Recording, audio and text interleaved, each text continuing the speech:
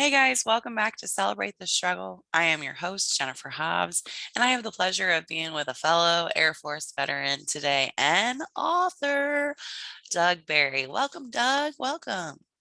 Good morning. Thanks for having me on here today. I'm so grateful to have you in here. It's so exciting to meet a fellow veteran, but then a fellow veteran turned author. Have you always liked writing? No, that's a quite a good little story. I haven't really thought about writing. When my kids were growing up, I read them children's books all the time, and as I progressed, I'm thinking to myself, it's like I could probably write a children's book, but I never really had a storyline that I did think had already been done or been done to ad nauseum. Right. And then when my son caught that rabbit in the backyard, it's like, ooh, there's the story. We brought him in the house for a night and let him go the next day. And I couldn't help but think of what the rabbit's perspective was. So I had my story finally. And so when I finally, Wow. You said so your son caught him? yeah, my son caught a baby rabbit in the backyard, brought it into the house for the night, and actually named it Jasper. So that's where some of that information from the book came from. Awesome. And I love that you told the story from the bunny's perspective. That's such a Yeah. cool way to look at it. So, like, when was that? Was that after your, how many years were you in the Air Force? Yeah, that was a long time. I was in 20 years. Did the full pool, as I like to call it, from 1985 to 2006. Okay. And he was about 10 years old when he caught the baby rabbit. He is now currently 24 years old. So it's been a stretch. There's been a little bit of time between the two. Multiple publishers telling me no, and then eventually somebody told me yes, and we ran with it from there. So you wrote the book while you were still in the military. It So, would have been close. I'm not good at, like CJ said the other day, I'm not good at public math, so I'm not going to try, but it was real close. If it wasn't while I was still in, it was right after I got out. yeah, I'm not good at math either. I'm not good at time zones, Doug. Okay, so tell us a little bit about like you, where you come from, just kind of your story, what led you to joining the Air Sure. Force and what got you to where you are now and what's going on with you. Sure. Yeah, the bio goes, was born in New Jersey. Uh, we stayed in New Jersey as kind of a concrete, not quite a concrete jungle, but it was getting there. Uh, we left in 1979 to move to Maryland. Now, my dad was an insurance salesman in New Jersey. We decided we were going to move to Maryland and be poultry farmers. So, as I told others, it's like we were reality TV before reality TV because we had no idea what we were doing, and it was quite a learning curve. But we made it. Uh, Dad turned out to be a pretty good poultry farmer, so it worked out well. And then that was 1979. 1985, at the end of 1985 in December, I joined the Air Force and was trained on the weapon systems specialist, armored systems specialist on the A-10 and F-16 aircraft.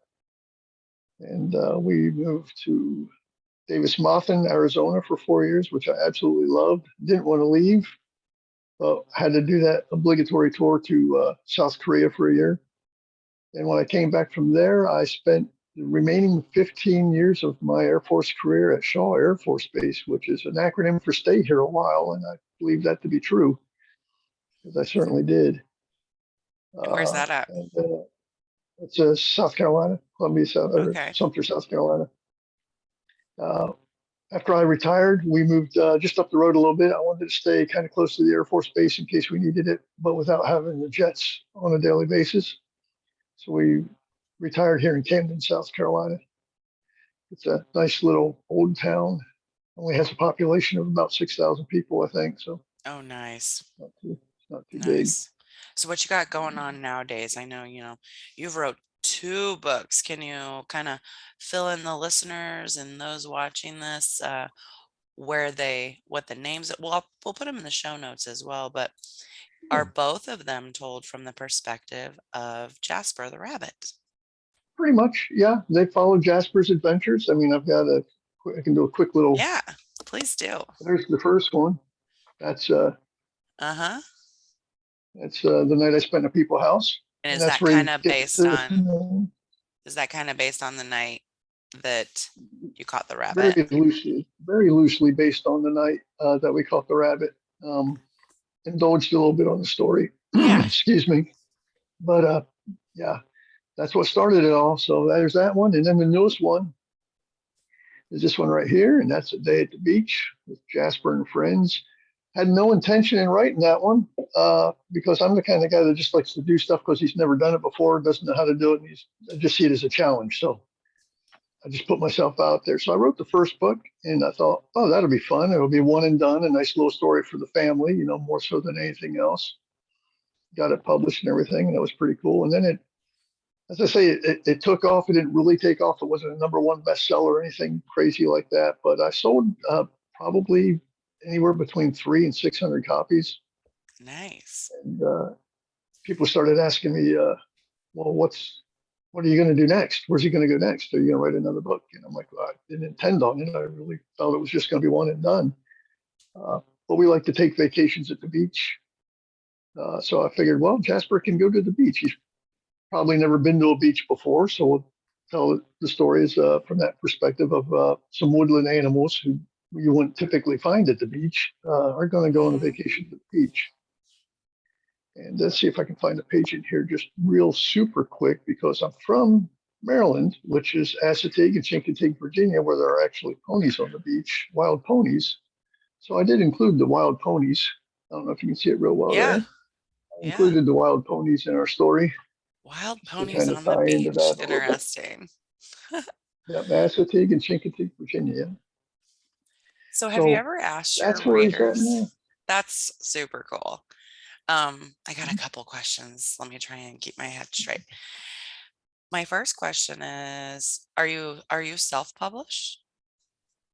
I'm published through Fulton Publishing, and they distribute through Ingram's content. Okay, and did you do your illustrations? I did. I can't draw a stick man to save my life. Me neither. Fulton was great. They gave me 10 illustrators to choose from.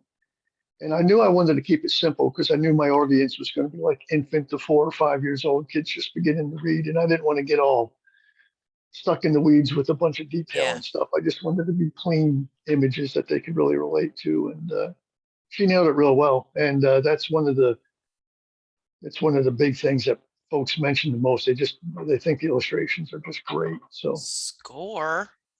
yeah, job well done. I told her when we were doing this, it's like I gave her a picture. The image of Jasper is actually our pet rabbit. We had a pet rabbit that looked like Jasper. And I said, he just has to be the cutest rabbit you ever saw. The rest of the book we'll figure out, but that rabbit has just got to just grab you from the moment you see him. And she seems to achieve that goal. So is your pet rabbit, the one that you based the book on, is that the one that was caught in your backyard? No, we let him go the next day. My dad told me you can't really domesticate a wild rabbit. He actually, after the chickens dried up, he raised rabbits for a little while, and Yeah. so we let him go. And we bought my son a pet rabbit, and Okay. his name was actually Digger because he tried to dig a hole in the bottom of the cardboard box on the way home from the store. So we called him Digger. My other And, question I he's was passed thinking away. of, have you ever asked your readers or your audience, like, where would you like to see Jasper go next? Throughout the family and some on Facebook. Yeah, there's I know where he's probably going to go next because I got it written about a third of the way, Can we kind of taking know? the back burner a little bit. Yeah, he's going to go to the farm. He's going to go to a Nice. farm with his little woodland friends, and they're going to feed some animals and plant some crops. And my dad's idea of having a little corn maze in there for the kids to follow through, and they can pick up corn on the way to go feed the chickens. We're probably going to work that into it.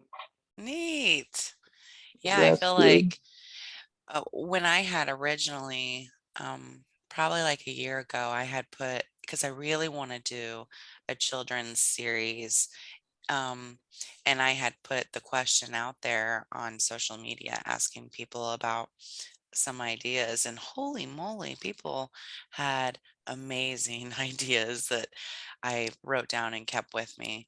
So that's why I asked that. So Yeah. There's So, another one. One of the family members wants them to go down to Louisiana because they're in Louisiana. They're like, Jasper has to come down to Louisiana and visit the swamp. So I'm like, well, maybe I can work that in. We'll see. We'll see if mhm. there's going to be a book 4 and 5. Book 3 probably in a year or two, but we don't know about 4 and 5 yet. So, what do your day you're retired now. Thank you so much for your service. What do your days Yeah. look like now, as you are now a published author, but as I know, we're, working on making this dream continue. So, what do your days look like now? Yeah, it's after the Air Force, I joined, or I was hired on with the Ram Automotive as a daily business manager, and I worked there for 13 years. Uh, then I moved to Lowe's. I thought that would be a neat thing to do as a department supervisor for 3 years. Really got burnt out from that quick. That was a lot of. I don't mean to talk bad about anybody by any means, but there was micromanagement coming down from corporate, and that just kind Uh-huh. of grinds on your nerves a little bit. And it's like I had to get out of that. So now it's almost going full circle. I'm working back down at Shaw Air Force Base in the lodging department.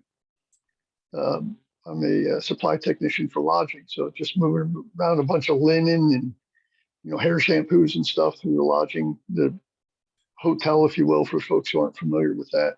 That's on base, and that's working out real well for me. Nice low stress job, kind of ease into retirement with, and So you I'm really did enjoying it. stay here for a while.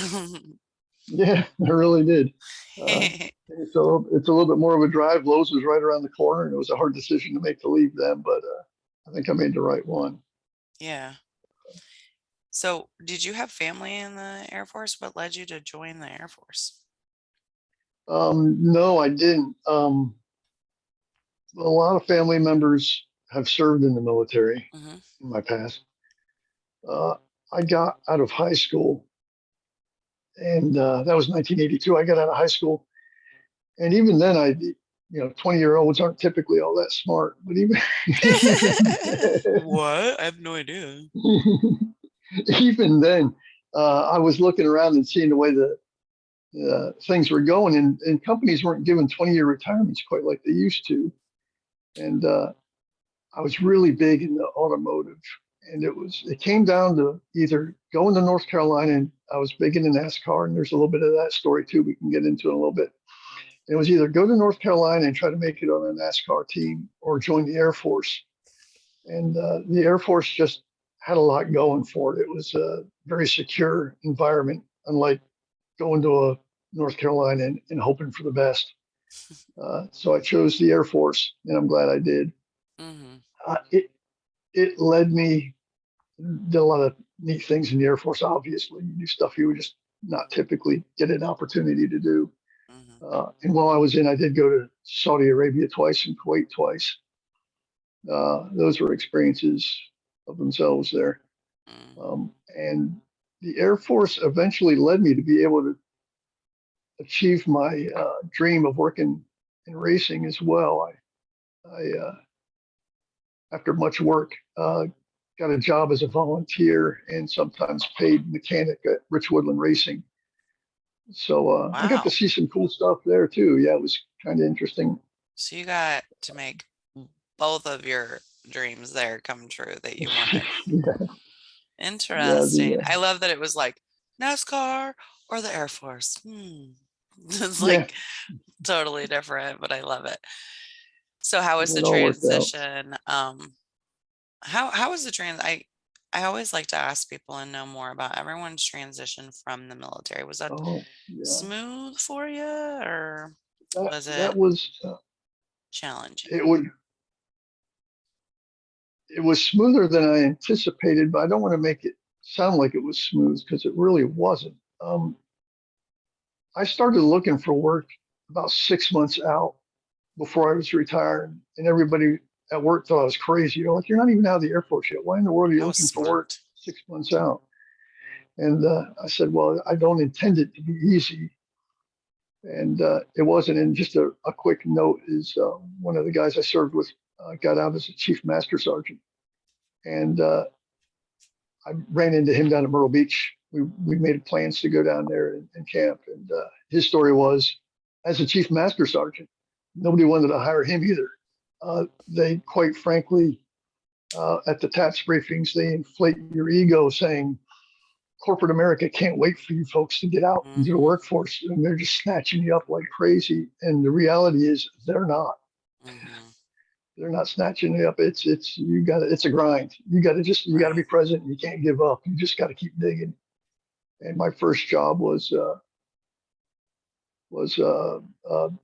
store manager at Jiffy Lube, which didn't work out at all well. I think I was there for a total of 3 months. It felt like 3 years. It was 6 hour, or it was 6 days a week, 12-hour days for the store manager.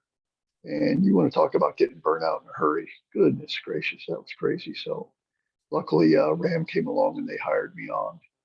And that was not quite as crazy. That was 9 to 5, 5 days a week. Or, yeah, 9 to 5, 5 days a week. And a little bit, got to see some neat stuff too. They built performance racing clutches for street cars and also did some drag racing stuff. So Mm. got to see some neat stuff there and run into interesting people and go to what they called the professional racing industry trade show, the PRI show down in Orlando, and then they moved it up to Indianapolis. So I It got to do was some stuff there. it was super smart that you started looking for employment 6 months out, even though everyone's thinking you're Yeah, crazy. I feel like that's definitely a something that other people can learn and need to take with them and understand that that is super important. And I love that you mentioned, that everyone, especially the military, leads you to believe that you're such a valuable asset coming with yeah, these skills from the military when really it doesn't exactly look like that once you get out. I like that you bring that up. That is something that I haven't really had conversations with about people, but that really is the case. I think I'm yeah. starting to see more now that there are some companies that do very much value that, but you don't see that often. Sorry, what were you going to say? No, no. I was going to say I always make the joke. It's like in the Air Force, I was trained to put bombs on airplanes, and in the civilian world, they typically trying to keep them off of the airplane. So it wasn't much call for my skill set. So, what are what is your hopes and dreams from here? What do you hope to continue make happen with the things you got going on? And like you go from Air Force, NASCAR, author. Like, what else are we gonna expect? Are you gonna be an astronaut? I would certainly sign up for it if they called me. That's Right? for sure. My brother, he passed away a couple of years ago from cancer, but he used to call me an adrenaline junkie. And it's like, no, I'm not. I don't see myself quite so much like that. I don't feel I Hmm. have any need to jump out of an airplane or anything like that. He's like, yeah, but you went over the wall at NASCAR. It's like, yeah, well, that was a little bit of an adrenaline rush. Um, but the future, what the future holds, I'm going to ride this book thing out. And I mean, if the opportunity's there to write 5 books, I'll write 5 books. Right, At this point, I'm starting to look at it as a nice padding for retirement. right. Always nice to have some extra income coming in. Um, but yeah, that's pretty much it. I mean, you've got things you'd like to see happen with the book. I really do want to get it stocked in stores. I think that would be life altering Yeah. financially for me if that would happen. Yes. And I there's want the other, same thing, Doug. yeah, it's I'm finding out that is a like I was talking to CJ, that a lot of folks hold that information close to the vest, and I kind of got out over my skis a little bit with the book because I didn't know what I was doing, and then I published the book, and now I'm trying to take a couple steps back and try to figure out how to move forward with it, which is interesting. I'm learning a lot, uh, and right now it's to get it in stores, and like I was telling her, the advice I would give someone who's thinking about this is go to a store and look at the books that are in the genre that you're writing and look on the back and see what publishers that store is currently carrying. Because in my head, anyway, they've already got a conduit or they're used to working with Hmm. that publisher to put their books in the store. So I can't guarantee that that's going to be a good move, but I don't see how it could be a bad move either. I think Yeah, it's definitely positioning yourself in the right spot. that is good Um, advice. And something someone else had mentioned recently, either on social media or in a conversation, they were saying, like for any of your readers or your audience that have already read your stories about Jasper and have enjoyed them, reaching out to bookstores and saying like, hey, you should really get this on your shelves. I don't know how far that will go and whether they'll even, consider it. But if you have enough people that go to these stores and say that, even if it's just a handful, there's something to be said about that. If I was working at a store and five different people came in asking about the same book, then, I might look into it. So that's something for yeah, readers of your books or anyone's books, like something to do to help get those stories out to the masses quicker. yeah. Now Barnes and Noble does have a local author section. You can take your book into your local Barnes and Noble, and they have a local author section. And I've got the first book at least in the local Barnes and Noble here. So that's another little hunk of information maybe some I folks don't didn't know about. even know that. Yeah. I'm glad you So said that's one that. Barnes and Noble. Now it's my books are available everywhere online, Amazon, Barnes and Noble, Books a Million, Target, Walmart, everywhere online. Yep. They're everywhere.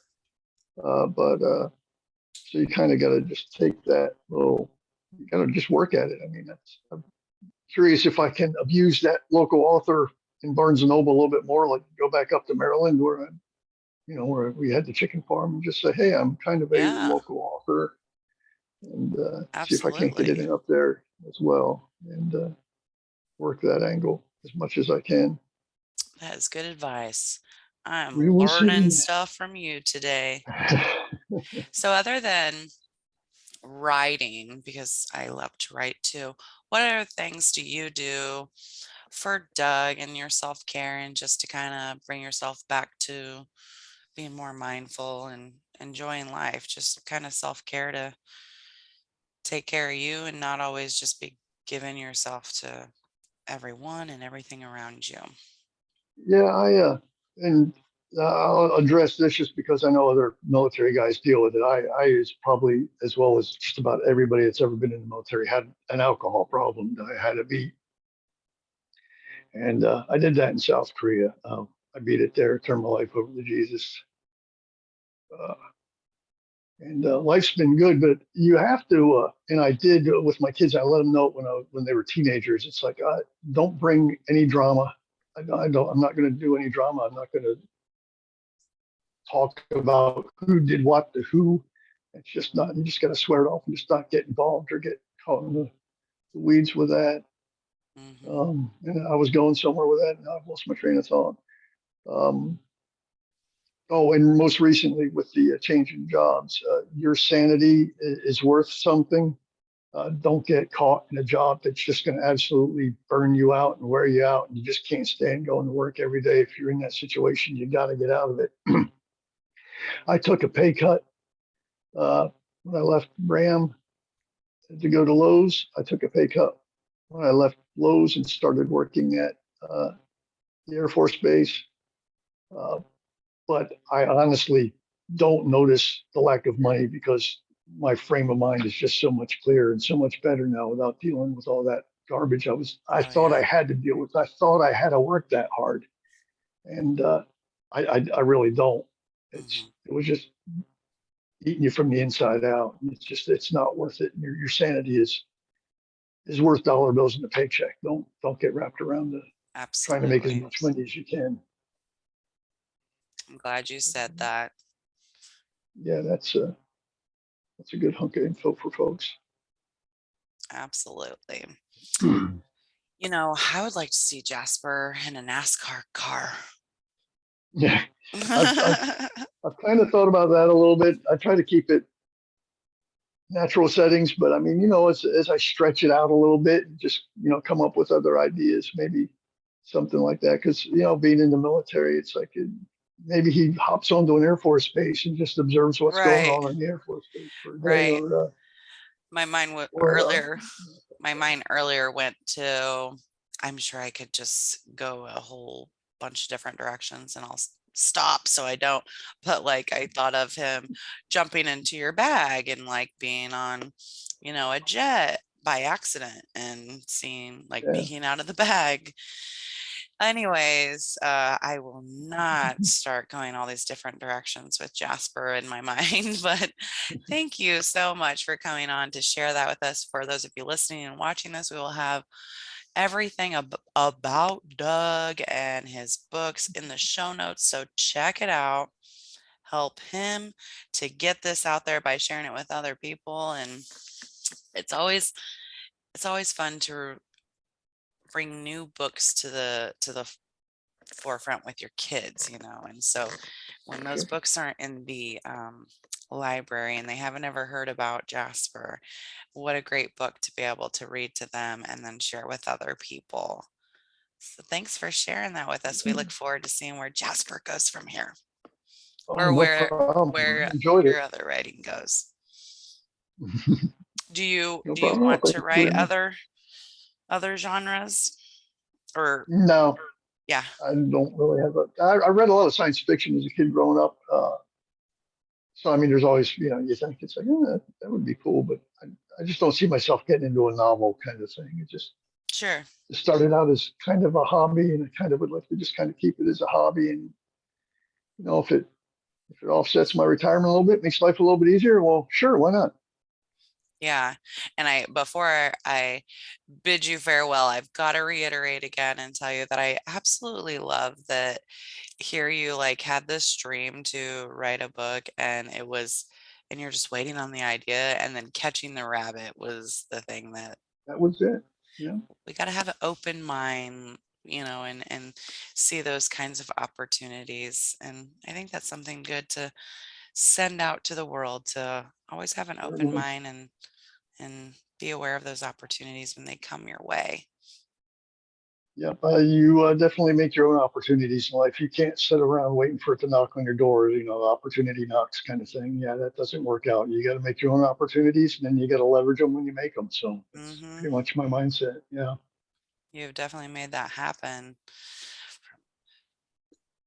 NASCAR, Air Force, drag racing. I know you said you didn't go into NASCAR, but you did end up becoming a mechanic and all of No, that. So what a my first great race was at, opportunity. Oh, yeah, sorry, go ahead. Your first race, I what? was going to say my first race I went to was in Dover, Delaware. And my one NASCAR race that I actually worked for Stanton Barrett was full circle. I worked a NASCAR race as a Winston Cup mechanic at Dover Raceway. So it kind of went full circle for me. From the first time I saw a race was at Dover, and the last time I worked a race was at Dover. So that was kind of cool. Interesting. Okay, I guess I should ask you before and I'll put it in the show notes, but how can people come find you and find out more information about Doug? How could they follow you on social media? Sure. Yeah, I'm on Instagram. I think it's Warthog462. That's kind of a throwback to my Air Force days. Hmm. Jasper has his own Facebook page. I think it's Jasper and Friends is the name of the Facebook page. And we have a web page,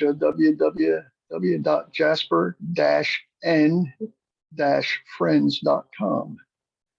So there's some stuff there. There's a game page. You can print out some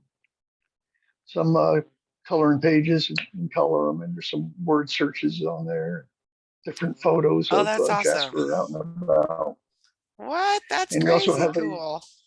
a Zazzle. I don't know if you're familiar with that company, Zazzle.com. There's a Jasper storefront there where you can pick up some Jasper cups and Jasper onesie and Jasper blankets and Jasper pillows and all What? that sort That of is stuff. awesome. I'm so glad I asked you that so we can find out more information about that. Super Yeah, cool. Well, good luck with everything. I'm so grateful that you thank you.